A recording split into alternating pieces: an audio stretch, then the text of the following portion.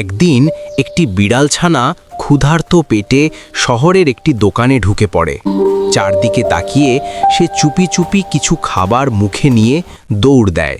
হঠাৎ দোকানদার দেখে ফেলে, পিছন থেকে তাড়া করে এসে তাকে মেরে দেয়। ব্যথায় কুঁকড়ে গেলেও বিড়ালছানাকে খাবার ফেলে দেয় না। অনেকে ভাবে সে শুধু চোর, কিন্তু কেউ জানত না সে খাবার নিয়ে যাচ্ছিল রাস্তার গরিব ক্ষুধার্ত মানুষগুলোর জন্য। কয়েকদিন পর আর চুরি করে না সে, জঙ্গলে চলে যায়। সেখানে গাছ থেকে ফল পেড়ে আনে, ছোট ছোট থাবা দিয়ে সেগুলো বাজারে নিয়ে যায়। মানুষ দেখে অবাক হয়, একটি বিড়াল ফল বিক্রি করছে।